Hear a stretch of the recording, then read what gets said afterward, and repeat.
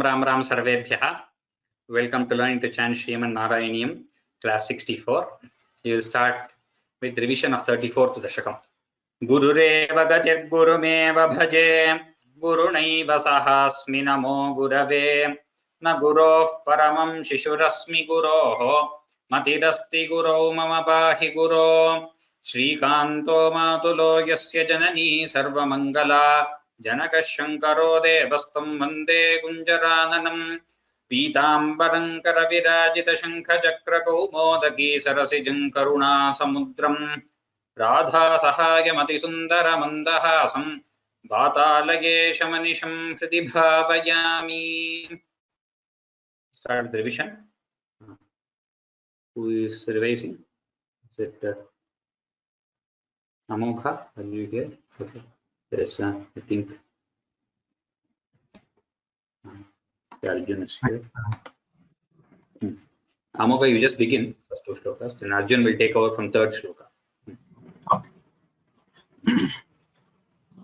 अथ चतुस्त्रिंशत्तमं दशकम् गीर्वाणैरर्थ्यमानो दशमुखनिधनं कोसलेष्वृष्य शृङ्गे पुत्रीयामिष्टिमिष्ट्वा ददुषि दशरथक्ष्माभृते पायसाग्र्यम् तद्भुक्त्या तत्पुरन्ध्रीष्वपि तिसृषु समं जातगर्भासु जातः रामस्त्वं लक्ष्मणेन स्वयमथ भरतेनापि शत्रुघ्ननाम्ना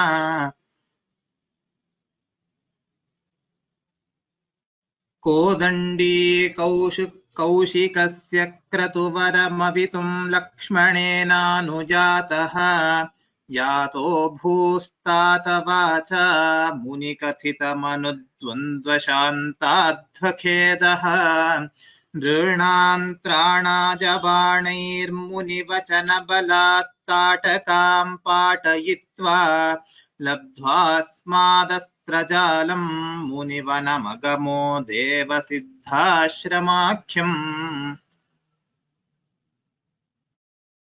Arjun from shloka 3.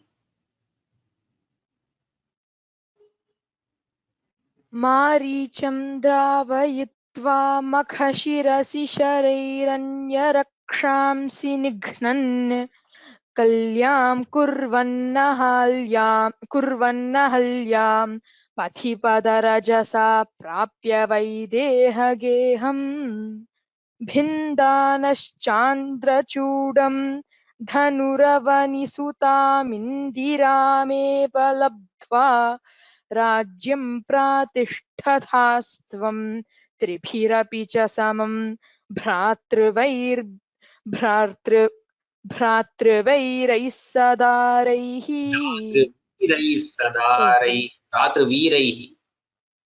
भ्रातृवीरैः सदारैः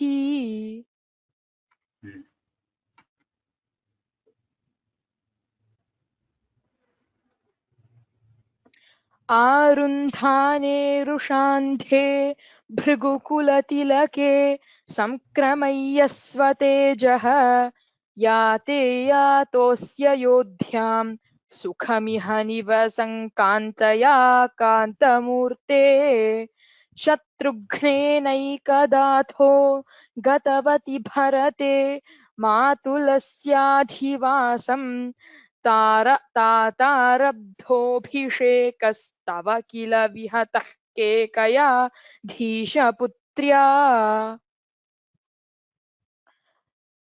तातोक्त्या यातु कामो वनमनुजवधू संयुतश्चापधारः पौरानारुध्य मार्गे गुहनिलयगतस्त्वञ्जटाचीरधारी नावासन्तीर्य गङ्गामधिपदविपुनस्तं भरद्वाजमारात् नत्वा तद्वाक्यहेतोरतिसुखमवसश्चित्रकूटे गिरीन्द्रे श्रुत्वा पुत्रार्तिखिन्नं खलु भरतमुखात् श्रुत्वा पुत्रार्तिखिन्नं खलु भरतमुखात् स्वर्गयातं स्वतातं तप्तो दत्त्वाम्बुतस्मै निदधिथ भरते पादुकां मेदिनीं च अत्रिन्नत्वाथ गत्वा वनमतिविपुलं दण्डकञ्चण्डकायं हत्वा दैत्यं विराधं सुगमतिमकलयश्चारुभोष Sugatim. That's all. Not Sugama. Sugatim. सुगतिमकलयश्च हत्वा दैत्यं विराधं सुगतिमकलयश्चारुभोषारभङ्गीम्. Good. From Shloka 7, Ramya.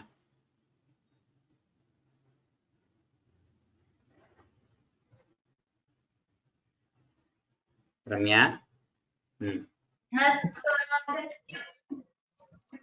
Am I audible? Yes.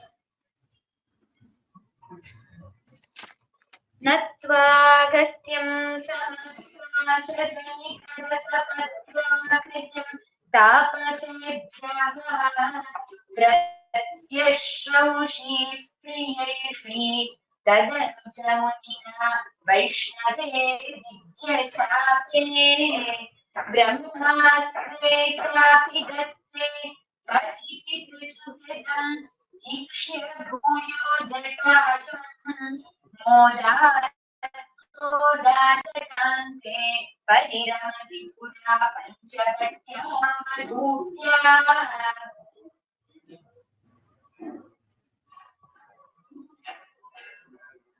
प्राप्ताय शूर्पणख्या मदनचलधृते रक्तनैर्निस्तात्मा तां सौमित्रो विसृज्य प्रबलतमरुषो तेन निर्लूननां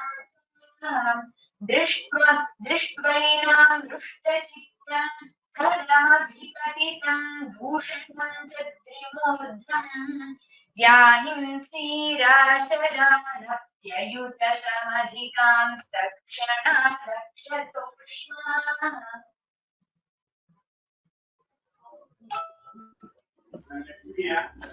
सोदर्या प्रोक्तवार्ताभिकषदशमुखदृष्टमारीचमायासारम्भं सारसाक्ष्या स्पृहितमनुगतप्रावधीर्बाणघातम् तन्मायोत्कृष्टभवदनुजा रावणस्तमहर्षि तेनार्तोऽपि त्वमन्तः किमपि मुदमधास्त्वद्वधोपायलाभः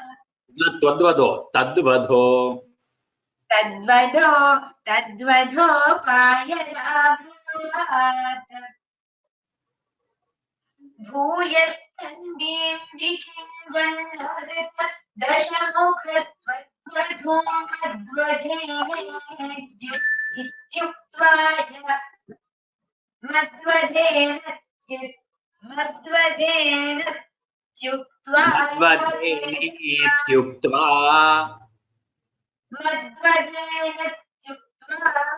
Madvadhenetyuktva.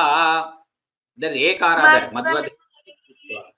पायाते जटादौ दिवमसुहृद प्रातनो कार्यम् गृह्णानं सप्तबन्धं जगनिथ शबरीं प्रेक्ष्य पम्पयतटे त्वं सम्प्राप्तो वाचसोनं वृषमुदितमनाः पाहि वातालयेश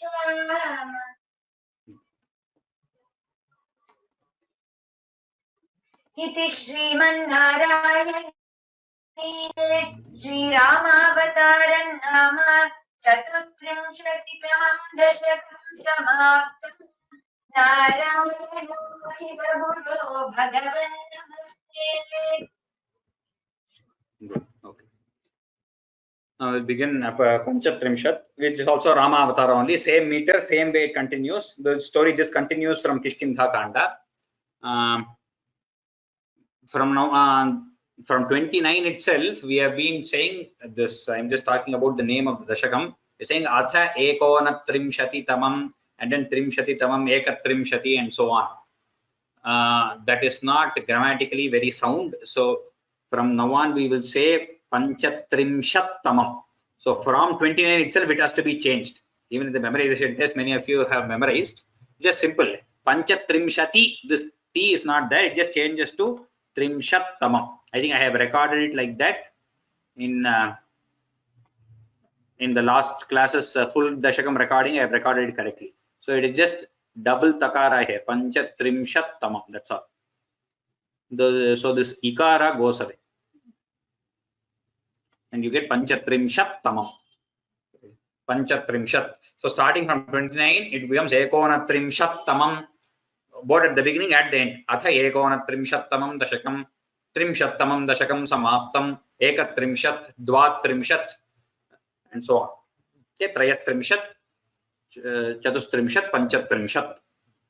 That is Tikar, like it was there in the 20s. We do not have Vimshati. That E is not there. It is just Trimshat. And so now we will start Atha Panchatrimshat Tamam Dashakam. As I told, the same story continues. Arjun, I hope you are there.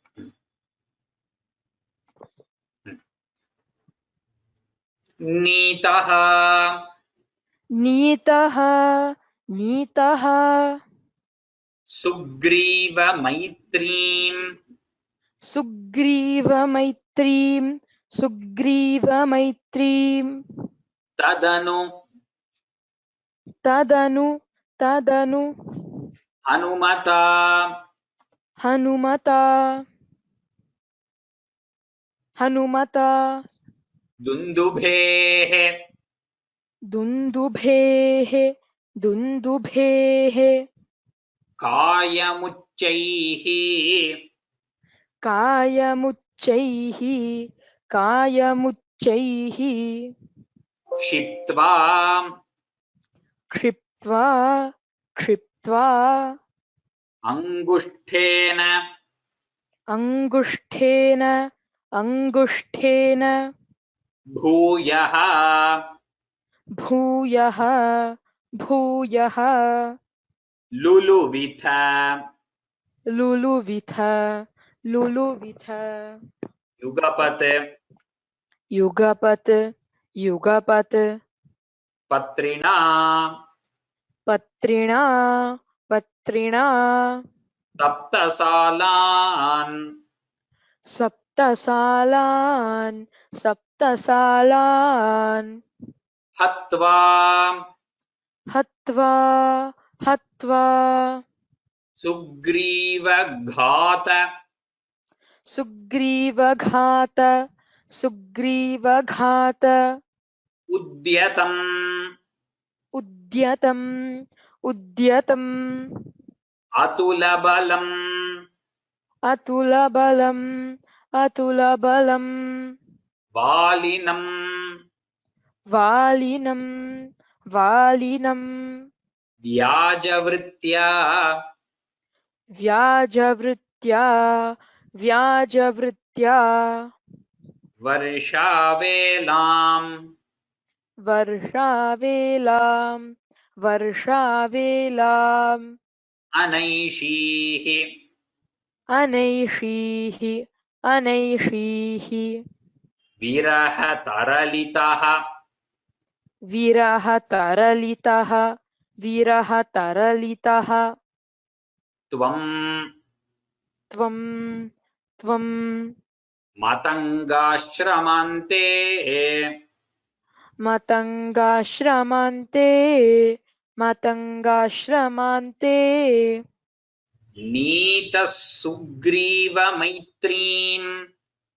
Nita Sugriva Maitrim, Nita Sugriva Maitrim, Tadanu Hanumata.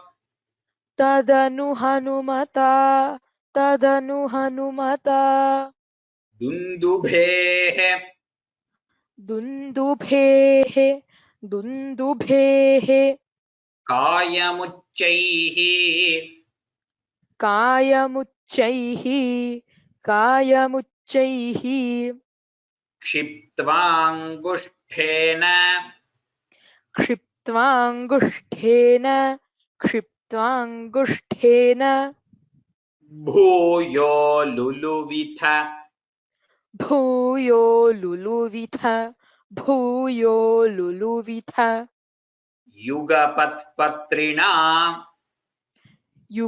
युगपत्पत्रिणा युगपत्पत्रिणा सप्तसालान् सप्तसालान् सप्तसालान् हत्वा हत्वा हत्वा सुग्रीवघातोद्यतम् सुग्रीवघातोद्यतम् सुग्रीवघातोद्यतम् अतुलबलम् अतुलबलम् अतुलबलम् वालिनम् वालिनम् वालिनम् व्याजवृत्या व्याजवृत्त्या व्याजवृत्त्या वर्षावेलाम् वर्षावेलाम् वर्षावेलाम् अनैषीः अनैषीः अनैषीः वर्षावेलामनैषीः वर्षावेलामनैषीः वर्षावेलामनैषीः विरहतरलितः विरहतरलितः विरहतरलितः त्वं मतङ्गाश्रमान्ते त्वं मतङ्गाश्रमान्ते त्वं मतङ्गाश्रमान्ते नीतः सुग्रीवमैत्रीम् नीतः सुग्रीवमैत्रीम् नीतः सुग्रीवमैत्रीम् तदनु हनुमता तदनु हनुमता तदनु हनुमता दुन्दुभेः कायमुच्चैः दुन्दुभेः कायमुच्चैः दुन्दुभेः कायमुच्चैः क्षिप्त्वाङ्गुष्ठेन भूयः क्षिप्त्वाङ्गुष्ठेन भूयः क्षिप्त्वाङ्गुष्ठेन भूयः लुलुविथ युगपत् लुलुविथ युगपत् लुलुविथ युगपत् पत्रिणा सप्तसालान् पत्रिणा सप्तसालान् पत्रिणा सप्तसालान् नीतः सुग्रीवमैत्रीन् तदनु हनुमता दुन्दुभेः कायमुच्चैः नीतः सुग्रीवमैत्रीन् तदनु हनुमता दुन्दुभेः कायमुच्चैः नीतः सुग्रीवमैत्रीन् तदनु हनुमता दुन्दुभेः कायमुच्चैः क्षिप्त्वाङ्गुष्ठेन भूयो लुलुविथ युगपत्पत्रिणा सप्तसालान् क्षिप्त्वाङ्गुष्ठेन भूयो लुलुविथ युगपत्पत्रिणा सप्तसालान् क्षिप्त्वाङ्गुष्ठेन भूयो लुलुविथ युगपत्पत्रिणा सप्तसालान् हत्वा सुग्रीवघातोद्यतम् हत्वा सुग्रीवघातोद्यतम् हत्वा सुग्रीवघातोद्यतम् अतुलबलं वालिनम् अतुलबलं वालिनम् अतुलबलं वालिनम् व्याजवृत्या व्याजवृत्त्या व्याजवृत्त्या हत्वा सुग्रीवघातोद्यतमतुलबलं बालिनं व्याजवृत्त्या हत्वा सुग्रीवघातोद्यतमतुलबलं वालिनं व्याजवृत्त्या हत्वा सुग्रीवघातोद्यतमतुलबलं वालिनं व्याजवृत्त्या वर्षावेलामनैषीः वर्षावेलामनैषीः वर्षावेलामनैषीः विरहतरलितस्त्वम् विरहतरलितस्त्वं विरहतरलितस्त्वं मतङ्गाश्रमन्ते मतङ्गाश्रमान्ते मतङ्गाश्रमान्ते वर्षावेलामनैषीर्विरहतरलितस्त्वं मतङ्गाश्रमन्ते वर्षावेलामनैषीर्विरहतलितस्त्वं मतङ्गाश्रमान्ते oh sorry विरहतरलित Rala, you something happened. Repeat. वर्षावेलामनैषीर्विरहतरलितस्त्वं मतङ्गाश्रमान्ते Neeta Sugriva Neatus, not नीतः सुग्रीवमैत्रीं तदनु हनुमता दुन्दुभेः कायमुच्चैः क्षिप्त्वाङ्गुष्ठेन भूयो लुलुविथयुगपत्पत्रिणा सप्तसालान् हत्वा सुग्रीवघातोद्यतमतुलबलं वालिनं व्याजवृत्त्या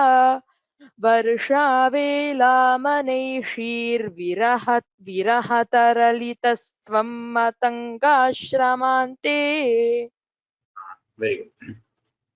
Next shloka.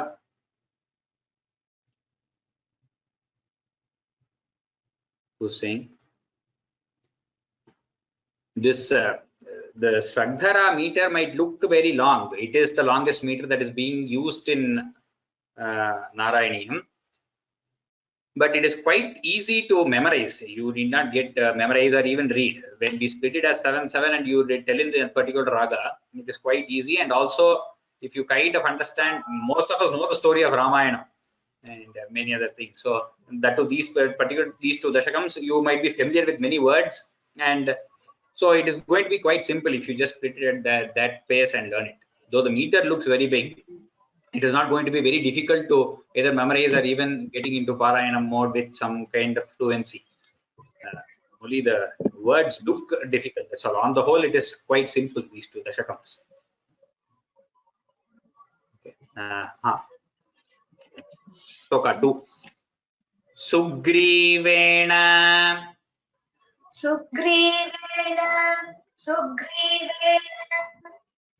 Anujoktya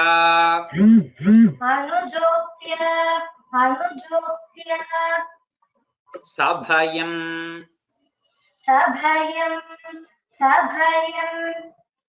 Abhiyata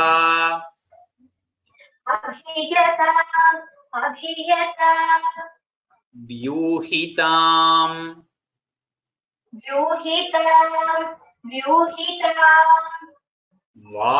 Vahinintam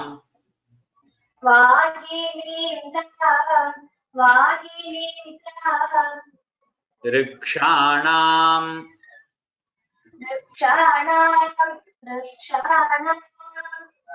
Vikshya Dikshu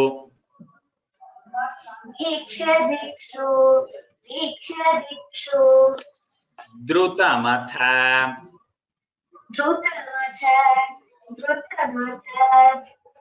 Dayita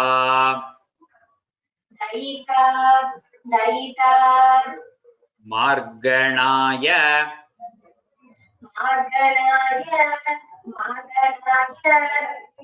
Avanamram अवनन्द्राम् अवनन्द्राम् सन्देशम् सन्देशम् सन्देशम् चाङ्गुलीयम् चाङ्गुलीयम् चाङ्गुलीयम् पवनसुतकरे पवनसुतकरे पवनसुतकरे प्रादिशः प्रादिशः प्रादिशः मोदशाली मोदशाली मोदशाली मार्गे मार्गे मार्गे मार्गे मार्गे मार्गे ममार्गे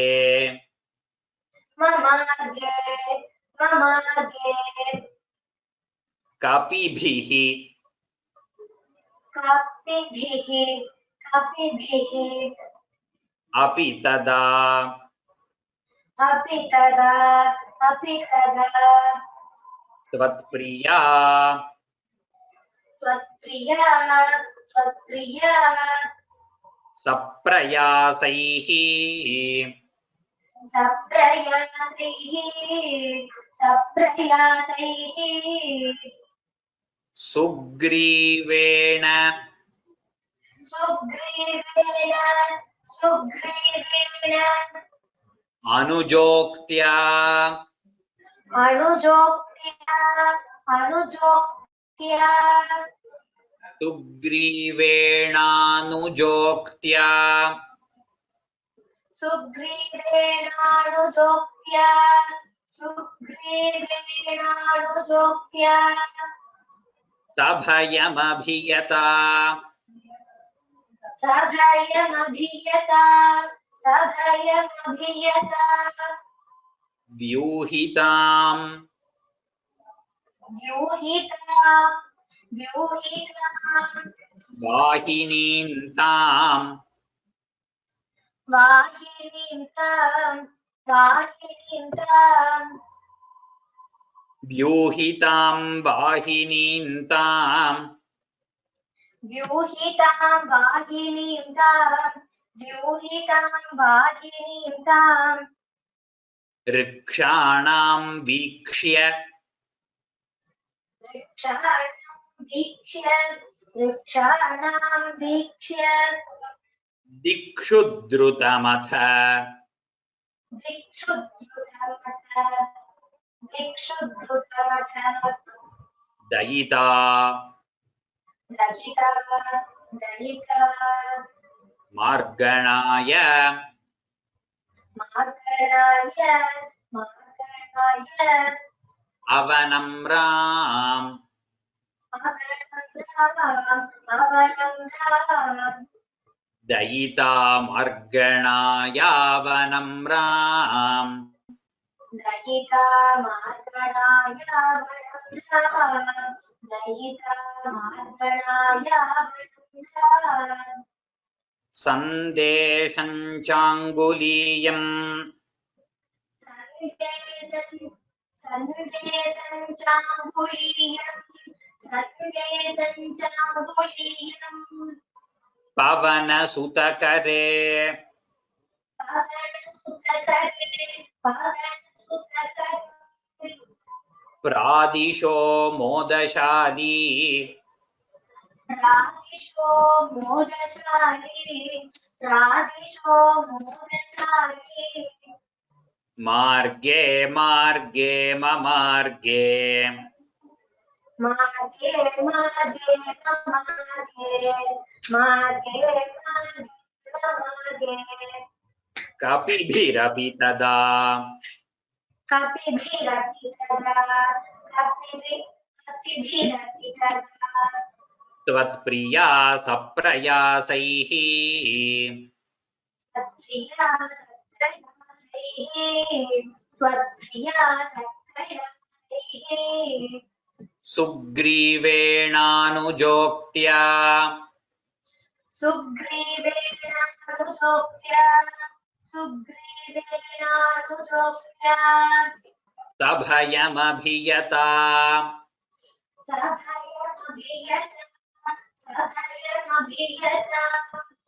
व्यूहितां वाहिनीं ताम्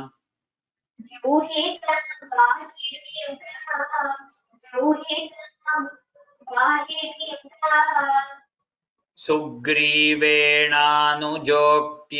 सभयमभियता व्यूहितां वाहिनीं ताम्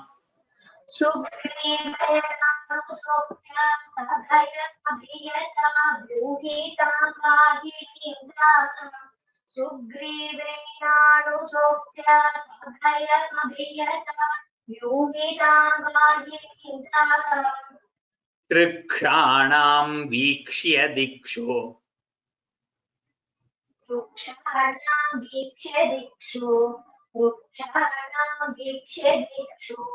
You should not say rukshanam. It is not a ru. It is just r. Ukara should not come. It is rikshanam vikshya dikshu.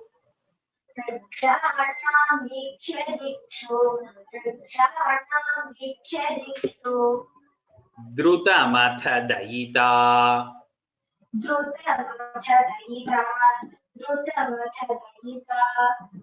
Marganaya ram.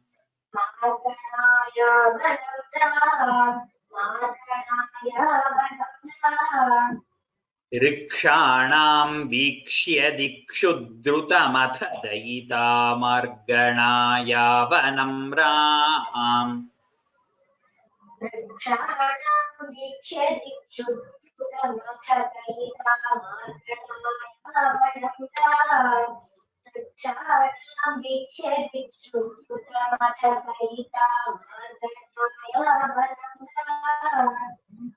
Sandesham changuliyam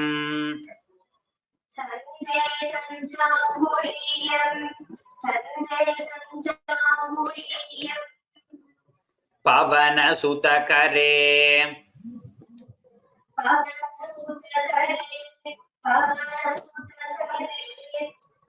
Pradisho modashali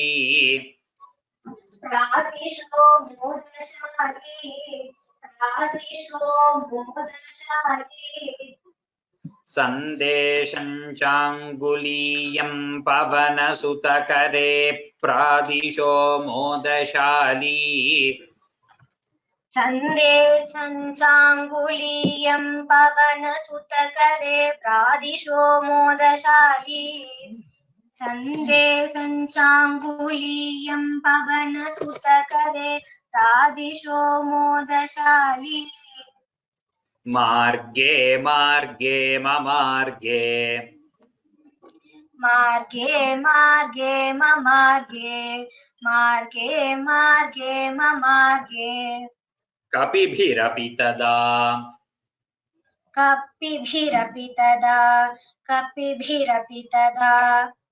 Tvatpriya saprayasaihi Tvatpriya saprayasaihi Marge marge mamarge kapibhirapi tada tvatpriya saprayasaihi Marge marge mamarge kapibhirapi tada Tvatpriya saprayasaihi Marge marge mamarge kapibhirapi tada Tvatpriya saprayasaihi Full sloka. सुग्रीवेणानुजोक्त्या सभयमभियता यूहितां वाहिनीं ताम् वृक्षाणां वीक्ष्य दिक्षु द्रुतमथ दयिता मार्गणाय वनं राम सन्देशं चाङ्गुलीयं पवनसुतकरे राधिशो मोदशाली मार्गे मार्गे ममार्गे कपिभिरपि तदा त्वत्प्रिया सप्रयासैः. Good. Shloka 3. Prishita, you're ready, you can tell. Shloka 4, Ramya.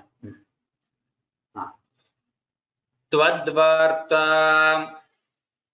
त्वद्वार्ता त्वद्वार्ता Akarnana आकर्णन आकर्णन Udyadgarut उद्यद्गरुत उद्यद्गरुत Urujava. दुरुजव दुरुजव While splitting, it is Urujava. Garut over, then Urujava. उरुजव उरुजव Sampati Sampati Sampati Sampativakya सम्पातिवाक्य सम्पातिवाक्य Prottirna प्रोत्तीर्ण प्रोत्तीर्ण Arnodhihi अर्णोधिः अर्णोधिः Antarnagari अन्तर्नगरी अन्तर्नगरी Janakajam जनकजां जनकजां Vikshya Dattva वीक्ष्य दत्त्वा वीक्ष्य दत्त्वा Anguliyam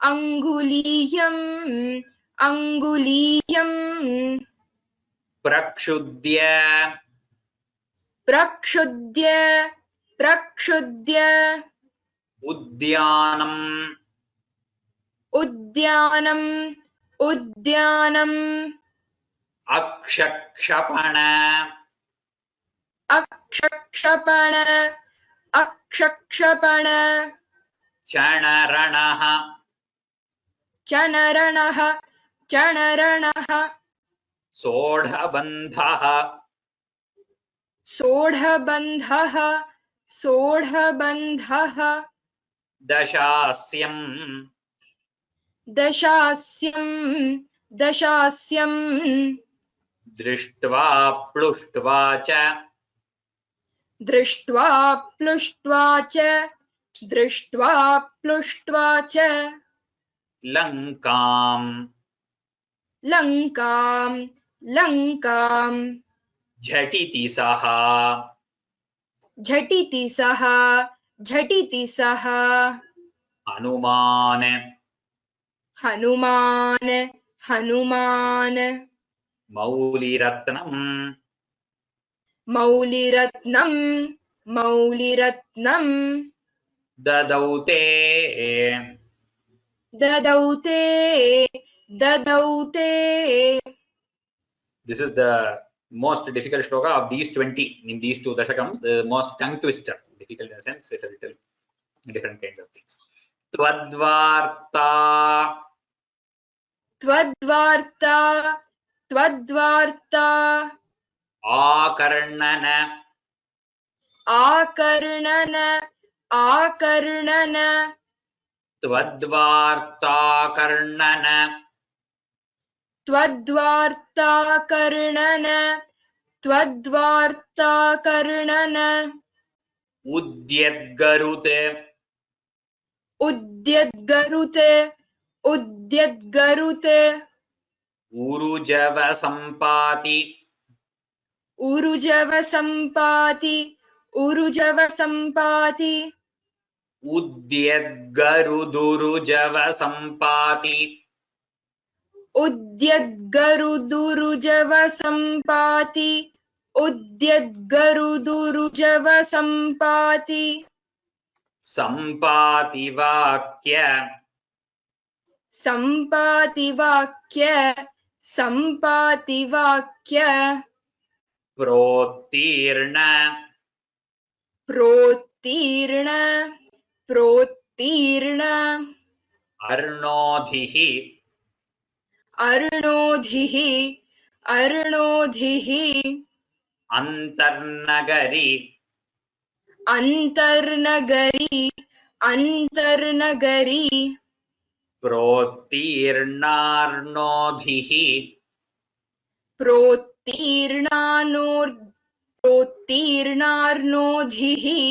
प्रोत्तीर्णार्णोधिः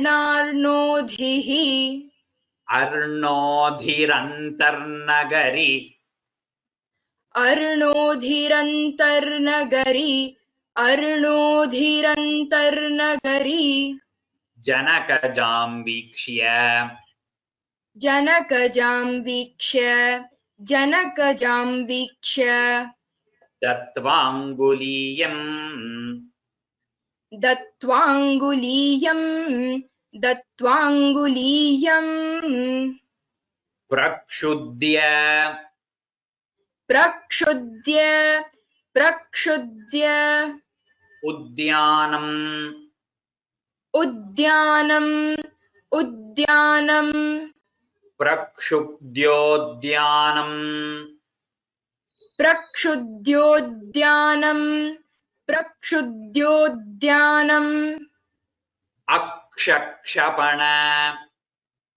अक्षक्षपण अक्षक्षपण चणरणः चणरणः अक्षक्षपणचणरणः अक्षक्षपणचणरणः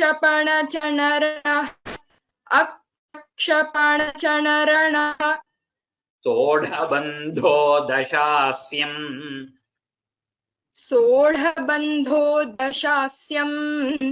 सोढबन्धो दशास्यम् दृष्ट्वा प्लुष्ट्वा च लङ्काम् दृष्ट्वा प्लुष्ट्वा च लङ्काम् झटिति स हनुमान् झटिति स हनुमान्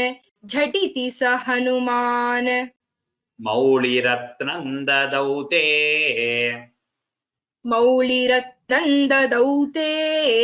मौलिरत्नं ददौ ते in 3 lines starting from here, from second line to fourth line, Sundarakandam is over. That's why so much activity. Tvadvartakarnana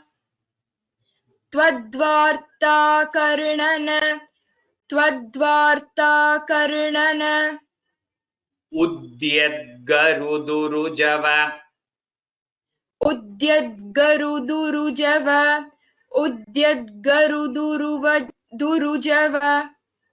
त्वद्वार्ताकर्णनोद्यद्गरुदुरुजव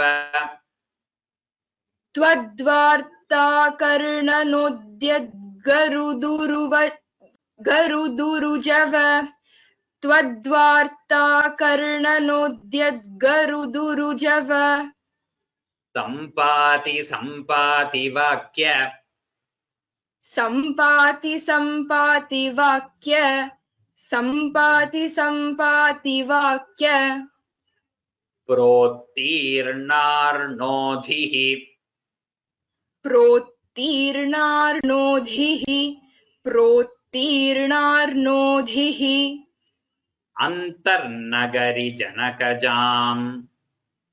अन्तर्नगरि जनकजाम् वीक्ष्य दत्वाङ्गुलीयम्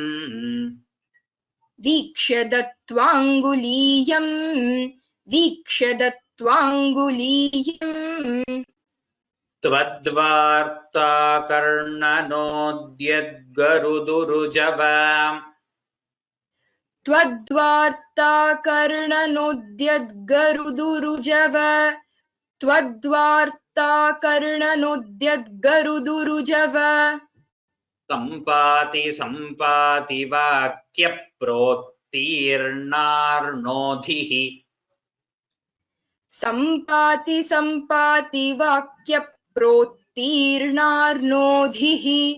सम्पाति सम्पाति वाक्य प्रोत्तीर्णार्णोधिः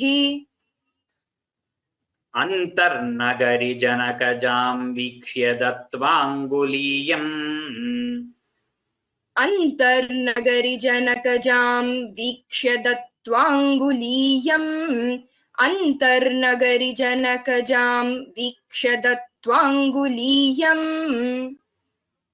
त्वद्वार्ता कर्णनोद्यद्गरुदुरुजव सम्पाति सम्पाति वाक्य प्रोत्तीर्णार्णोधिरन्तर्नगरि जनकजां वीक्ष्य दत्त्वाङ्गुलीयम्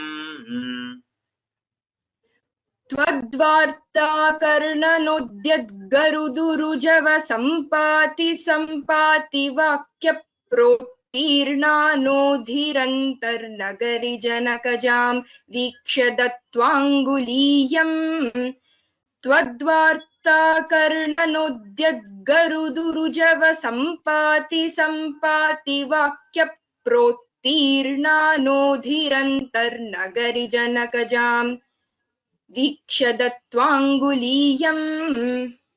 Both the times you missed the second rakara repa here.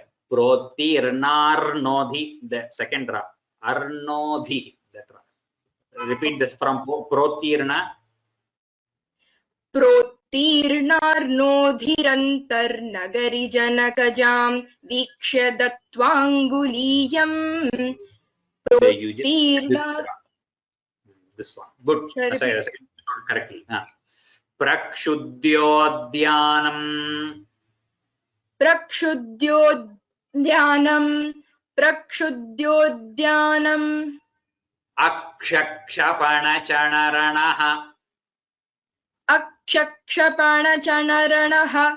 अक्षक्षपणचणरणः सोढबन्धो दशास्यम्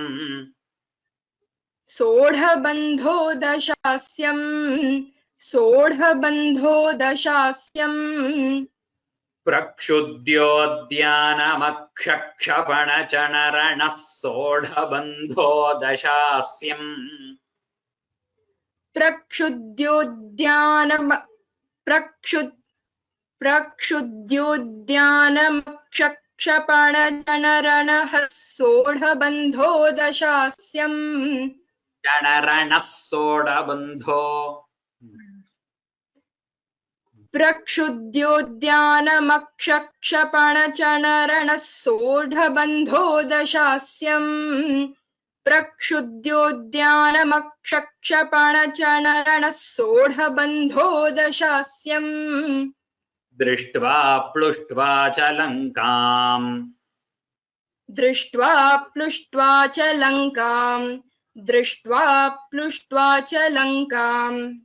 झटिति स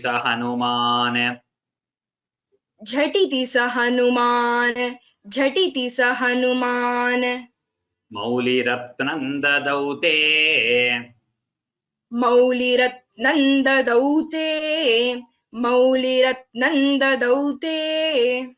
दृष्ट्वा प्लुष्ट्वा च लङ्कां झटिति स हनुमान् मौलिरत्नं ददौ ते दृष्ट्वा प्लुष्ट्वा च लङ्कां झटिति स हनुमान् मौलिरत्नं ददौ ते दृष्ट्वा प्लुष्ट्वा च लङ्कां झटिति स हनुमान् मौलिरत्नं ददौ ते त्वद्वार्ता कर्णनोद्यद्गरुदुरुजव त्वद्वार्ता कर्णनोद्यद्गरुदुरुजव सम्पाति सम्पाति वाक्य प्रोत्तीर्णार्णोधिरन्तर्नगरि जनकजां वीक्ष्य दत्त्वाङ्गुलीयम् प्रक्षुद्योद्यानमक्षक्षपणचणरणः सोढबन्धो दशास्यम् दृष्ट्वा प्लुष्ट्वा च लङ्कां झटिति स हनुमान् मौलिरत्नं ददौ ते. Good job. Next Ramya. I think that will be our last shloka for today, fourth shloka.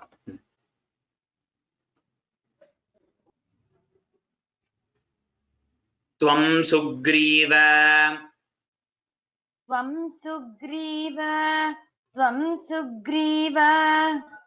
अंगदादि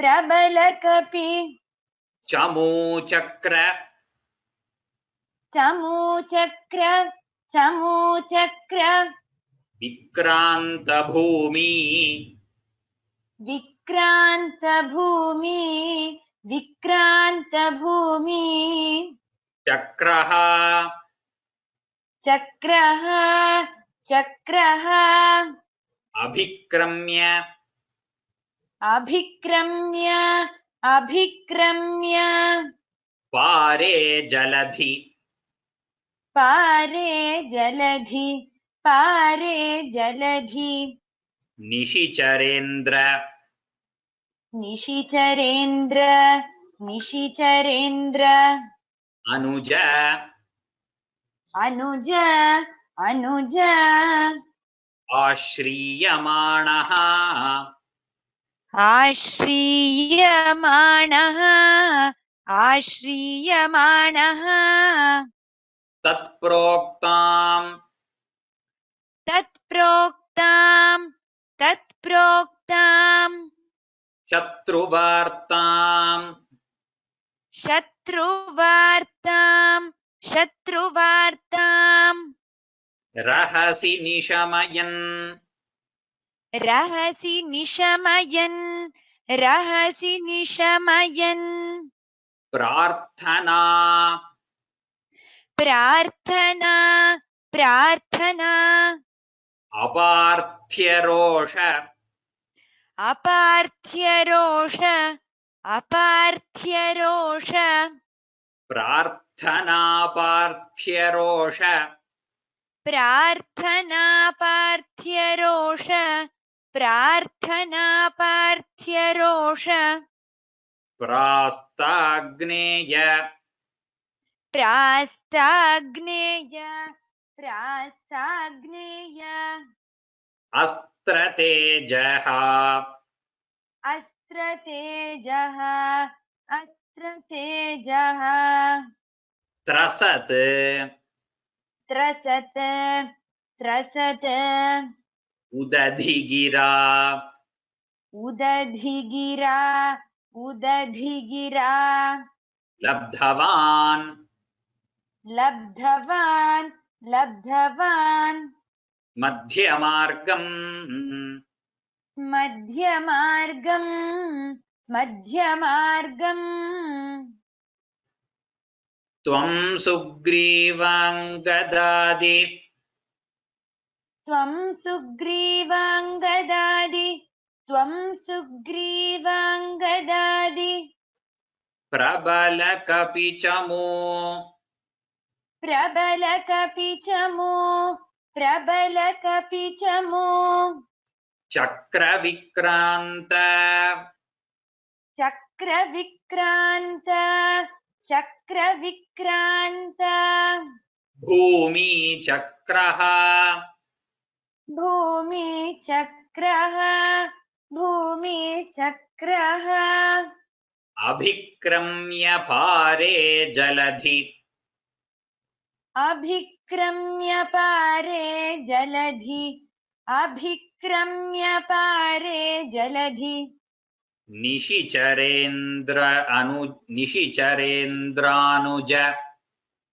निशिचरेन्द्रानुज निशिचरेन्द्रानुज आश्रीयमाणः आश्रीयमाणः आश्रीयमाणः तत्प्रोक्तां शत्रुवार्तां तत्प्रोक्तां शत्रुवार्तां तत्प्रोक्तां शत्रुवार्तां रहसि निशमयन् रहसि निशमयन् रहसि निशमयन् प्रार्थनापार्थ्यरोष प्रार्थनापार्थ्यरोष प्रार्थनापार्थ्यरोष प्रास्ताग्नेय प्रास्ताग्नेय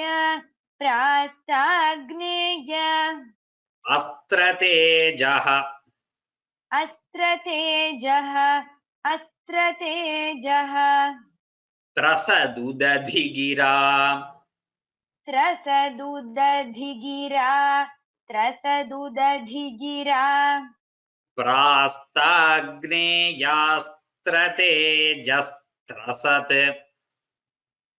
प्रास्ताग्नेयास्त्रतेजस्त्रसत् प्रास्ताग्नेयास्त्रतेजस्त्रसत् प्रास्ताग्नेयास्त्रतेजस्त्रसदुदधिगिरा प्रास्ताग्नेयास्त्रतेजस्त्रसदुदधिगिरा प्रास्ताग्नेयास्त्रतेजस्त्रसदुदधिगिरा लब्धवान् मध्यमार्गम् लब्धवान् मध्यमार्गम् लब्धवान् मध्यमार्गम् त्वं सुग्रीवाङ्गदादिप्रबलकपिचमूचक्र त्वं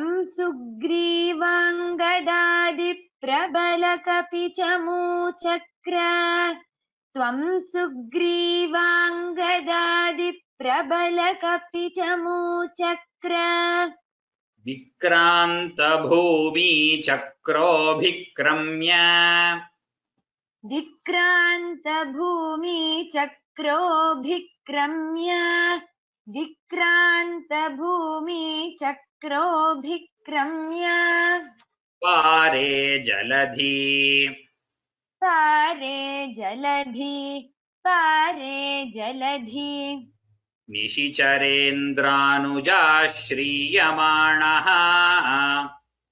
निशिचरेन्द्रानुजाश्रीयमाणः निशिचरेन्द्रानुजाश्रीयमाणः त्वं सुग्रीवङ्गदादिप्रबलकपिचमूचक्रविक्रान्तभूमिचक्रोऽभिक्रम्य पारे जलधि निशिचरेन्द्रानुजाश्रीयमाणः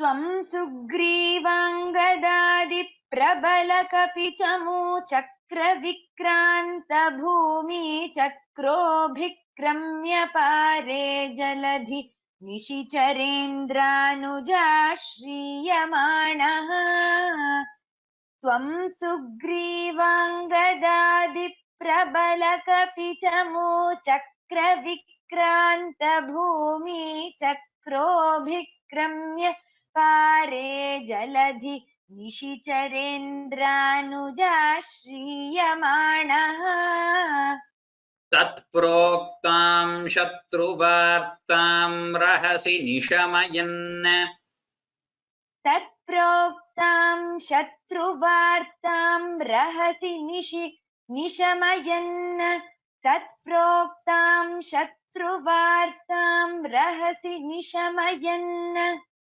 प्रार्थनापार्थ्यरोषप्रास्ताग्नेय प्रार्थनापार्थ्यरोषप्रास्ताग्नेय प्रार्थनापार्थ्यरोषप्रास्ताग्नेय अस्त्रतेजस्त्रसदुदधिगिरा अस्त्रतेजस्त्रसदुदधिगिरा अस्त्रतेजस्त्रसदुदधिगिरा प्रार्थनापार्थ्यरोषप्रास्ताग्नेयास्त्रतेजस्त्रसदुदधिगिरा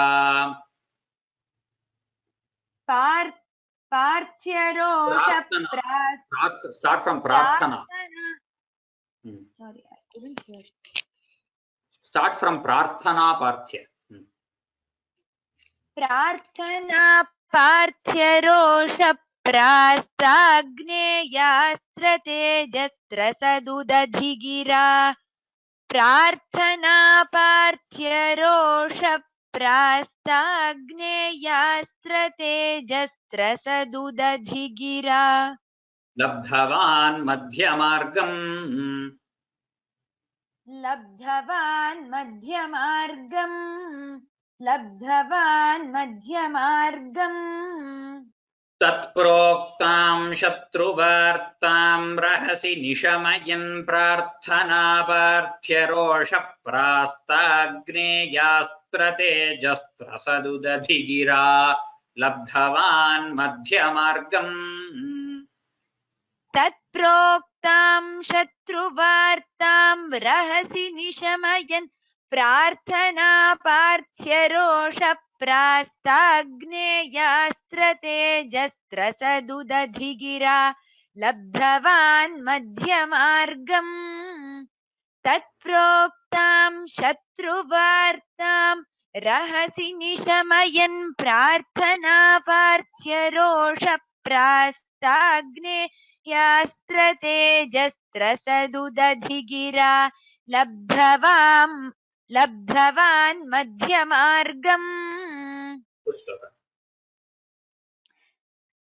त्वं सुग्रीवाङ्गदादिप्रबलकपिचमूचक्रविक्रान्तभूमिचक्रो विक्रम्य पारे जलधि निशिचरेन्द्रानुजाश्रीयमाणः तत्प्रोक्तां शत्रुवार्तां रहसि निशमयन् प्रार्थनापार्थ्यरोषप्रास्ताग्नेयास्त्रतेजस्त्रसदुदधिगिरा लब्धवान् मध्यमार्गम्.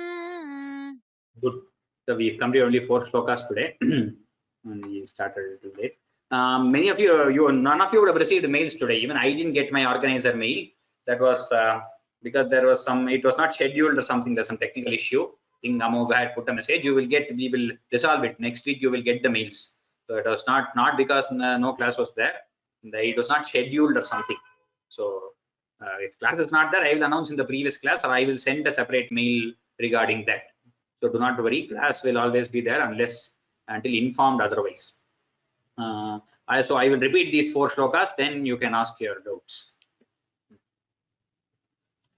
Neeta Sugriva Maitrin Tadanu Hanumata Dundubhe Kayamuchaihi Kshiptvangusthena Bhuyo Luluvitha Yugapat Patrina Saptasalan Hatva Sugrivaghatodyatamatulabalam valinam vyajavritya Varshaveelamanishir virahataralitastvam matangashramante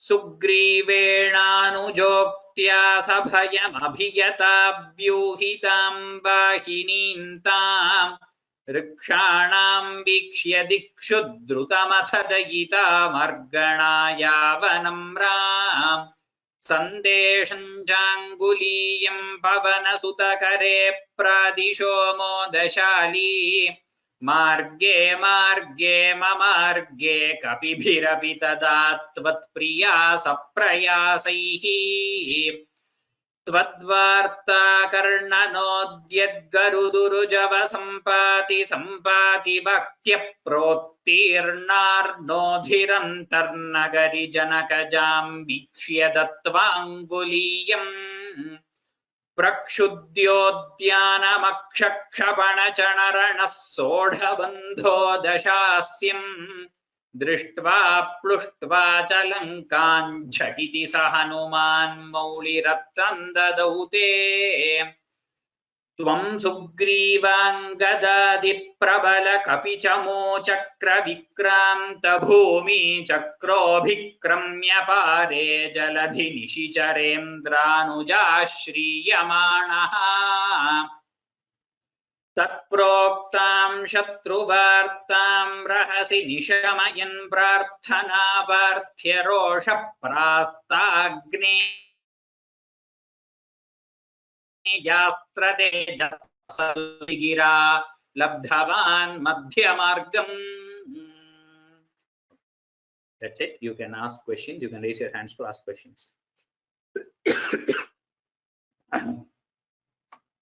We shall not have student recitation today. There's some event at home tomorrow. Sridevi N. then Panchanadam, sir.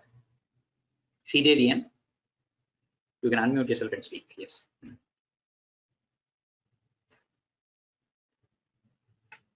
Ram Ram.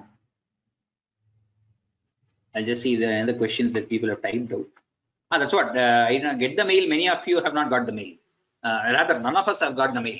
Even I did not receive the mail because that was not scheduled. So nobody got the mail automatically. It will be scheduled for next week, so do not worry. And anyway, if you do not receive the mail, do not worry. The link is same. The mail is just a reminder. So you can always go back to the previous week's mail and click that button, and then you will join this thing. So mail is only for us to remind ourselves that the class is there. And if you remember already, then you can just go back to the previous mails and click it. That should not be a problem. Panchanadam, sir. Then Jyotishan. Yes, you are right. I didn't get the mail. I used last week's. I got in. Can you hear me? Yeah, I can hear you quite well. The meter, as you said, it is a long and complex meter. Yes. Is there a decision they make based on the story content, or why would they decide? It's more of a poet's mentality. Why would some places he uses a simple meter? Is it something to do with the story content, or I don't know? Yes, you are right. This is pretty, especially last 2 months, pretty tongue twisting phrases were there. Third and fourth. Some places, very few selected places, the meter is chosen based on the story. I could say some place like you see Rasa Krida Varnam, that is chosen a very nice meter. Similarly, the previous one, very similar to the Gita, Gopika Geetam in Bhagavatam, same meter he has chosen. And the Kadiya Mardanam, it is like dancing. So some places like this, he has chosen particularly for that. That is why that meter is chosen. Otherwise, for Ramayana, I think he has chosen the meter because the story is huge. You have a lot of things to tell. And if you take a smaller meter, you have only so many words that you can put in. So the bigger the meter, more words you can, so more story you can tell. So the whole of the 2 Dashakams, you have 21 letters. So it is 84 letters you're getting per verse. So that is quite a huge, so that is why he would have chosen both this and even Narasimha Avataram, which the 25th Dashakam is completely in Sraddhara, if I remember right. So that is why they would choose. Similarly, with the Dashakams after 90, there's a lot of things to tell. And in Sraddhara, you can put in a lot of such emotions and many things. It by itself does not give an emotion, the meter as such, but you can create your own ways. You have a lot of freedom. So there is Guru in the beginning, and then in between there are a lot of laghus, and then Guru again. So you can play with your words. You have that kind of freedom. So there is no freedom as such in the meter, but as a poet, you have a huge. That's why he would have chosen. It is amazing. So. It's amazing. He finished Sundarakandam, which Valmiki wrote what 1,000, 2,000, 24,000 verses in 3 lines. I mean, yes. Unbelievable. Anyway, it's very nice to hear that. Thank you. Ram. Jyoti Shanai, and then Krishnan sir. Ram Guruji, can you hear me? Yeah. Can I please request you to the 35th chapter 4th verse? Can I request you to tell in a slow fashion from the Parthana Parthya Rosha, because the audio for me, I was not audible when you were reciting it solo. So only from the Parthana Partha till the last line, the third line. But anyway, when these things, when the recording comes on YouTube, you can put it at 0.25x and listen to it in 1/4 the speed. Nonetheless, I will repeat only that part now. Anyway. Thank you. Prarthana Parthyarosha Prastagne Yastrate Jastra Sadudadhigira Labdhavan Madhyamargam. Thank you. That means in that Tejas, the S of the Tejas comes in Tejas, and then Strasadu the Gira. Yeah, Trasat. No, there's no Strasad. Trasat. Trasat. Okay. Thank you. Kal Krishnan sir, then Uma Kriti.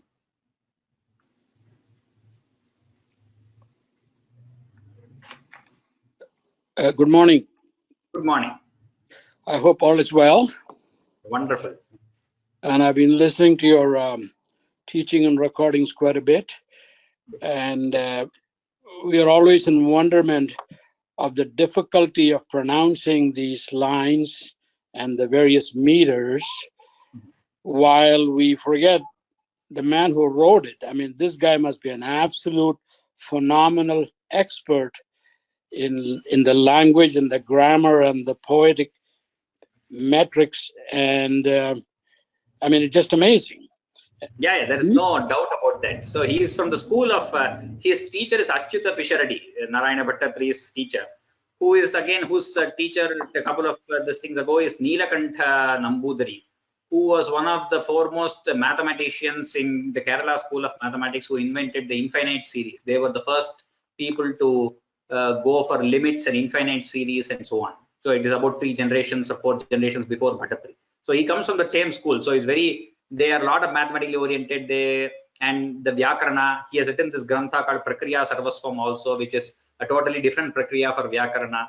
So there is no doubt that he is a polymath and a phenomenal genius. Yeah, I grew up near Guruvayur, about 15 miles from east of Guruvayur, and we heard a lot of these stories, but never really recognized and realized how complex this writing scheme that he had in mind to get this thing done.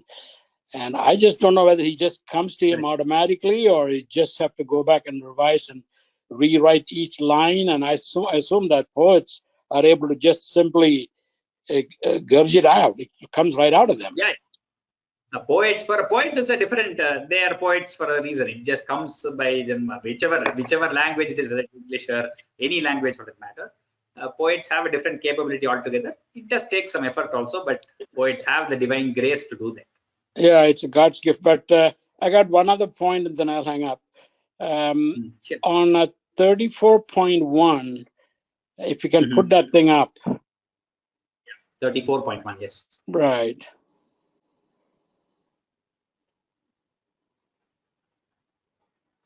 Not there yet? Yeah, I am here. I am on 34.1. Is your screen? Okay. So, what is it? Maybe I have the wrong one. This is 34.9. Can you give the phrase? Yeah, I see it now. You see that line number 2, and the text says Payasagrim, and I listened to your recording, and there seems to be some differentiation there. You kind of sound like Payasagrim, whereas this says Payasagrim. So I'd appreciate if you can clarify that for us. It's a little, there are 3 aksharas there, Ga, Ra and Ya, which are next to each other with no vowel in between, with no swara in between. It is Griya, Griya, it is. Okay, Payasagrim, right?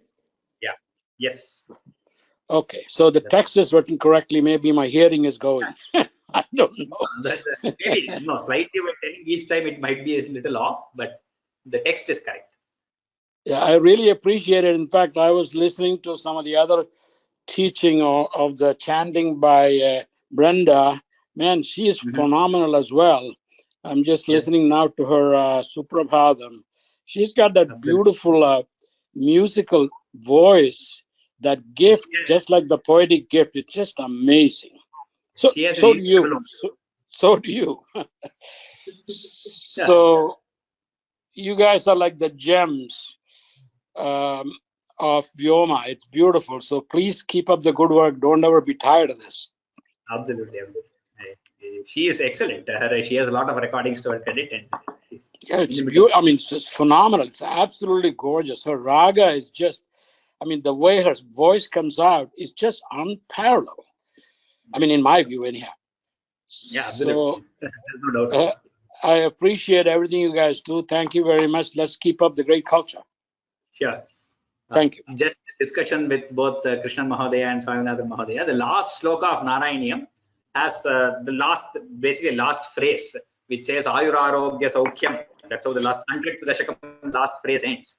That actually codes in the day on which Bhattatri had completed this whole grantha. So by Katapayadi Sankhya, if you write down those numbers with respect to each letter, it codes down the date of the day of Kali Yuga on which Bhattatri completed his grantha. So that is the kind of school he comes from, where they even code such things inside the shlokas. I just wanted to give that fact out. Thank you. Yeah, I think I Uma- compared. Swaminathan, one more comment. I compare him Yeah. with the same like Muthuswami Dikshidhar is a great musical composer. Very, Correct. very, scholarly. They don't just like that write a word. Absolutely. Unmatched. Am I still on? Yeah, you're still on. Yes, both of you. Yeah, I'm just going to say, and I read a lot of English poetry as well over the last several decades, and they're also beautifully written, like the daffodils and various other things. But there is nothing. This is incomparable, absolutely incomparable poetry. Whether it is you take Arabic language or you take English or even Spanish. Some of which that I'm familiar with, this kind of poetry is just not there anyplace else. I just don't see it. I mean, the language itself is so different, and I realize that people from Tamil Nadu will have a much more difficult time because they don't have the Vargiya Vyanjanas in their alphabet. That makes it so difficult for them. I think the Sanskrit, we have the Samastapadas where you can join words and just make huge long words, which does not exist in many of the European languages. Very few have them. That is what makes such construction possible, such beautiful construction, where in the fourth and fifth shlokas we are able to see that the first two lines together make one whole line, one whole word. It's just one single word. Where you have Tadvarta Gadnodhyad Gardurjava Sambhati Sambhati Vakya Protirnarnothihi. Till that is one word. So these kind of words, construction is possible only here. That's what makes it. One regret I have is that even though it is a more complicated thing to do, to be able to write the meanings of some of these words, especially the critical words, right below the line or above the line in very small words, so that as we read and chant, we'll have some sense of the meaning. But it's we simply segregate the meaning from the chanting, and although it is okay, it sure would be nice for us to be able to kind of just get a good glimpse of the meaning in there would be really nice. But anyhow, sorry. Go ahead. I agree. Yes. Yeah, that's just my opinion. So what is sure. It's a good one. Yeah, I always vouch for the meaning to be learned along with the verses. But yeah, I will think I take this into consideration. Yeah, no, I do go to the other book. It's called Ramayaniam Small Steps, where they have it all broken out and it tells you the meanings. Yeah. So anyhow, I appreciate it. I hope you guys are doing their grammatical notes. One of these days, you'll have it ready to go for the public. I'd like to see it before I go for the final time. Absolutely. No, surely, sure, yes. Thank Namaste. Thank you. Uma Kriti and then Chitra Tyagarajan. Last two people just take. Namaste, Mahodaya. Namaste, Mahodaya. First of all, congratulations for your married life. Thank you. 35th Dasagam, second sloka, second line. Is it Marganaya, Narganaya? Marganaya, no doubt. Marganaya means to search. Yes, Marganaya Namram. And again in third sloka, first line, in my book it was Karna Yodyad. No, whatever is on the screen was correct. Karna Nodyat. Karna Nodyat. Okay. Thank you, Magadya. Thank you, Bagyo. Really, we are very much blessed to learn Narayaniyam because the way you are teaching is amazing. No words to. Lord's grace and elders. Yes. Okay. Thank you, Mahodaya. Dhanyavad. Chitra Tyagarajan.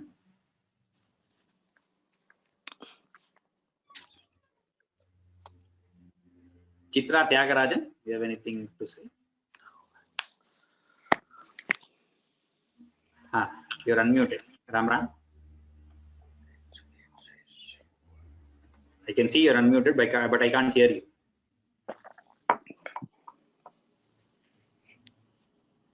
Okay, if there's nothing, then we will see next week. Or you can send me a mail if there is anything. I'm not able to hear you. Sarvebhyaha Ram. Shubharatrihi. अग्रिम सप्ताहान्ते शनिवासरे द्रक्ष्यामः।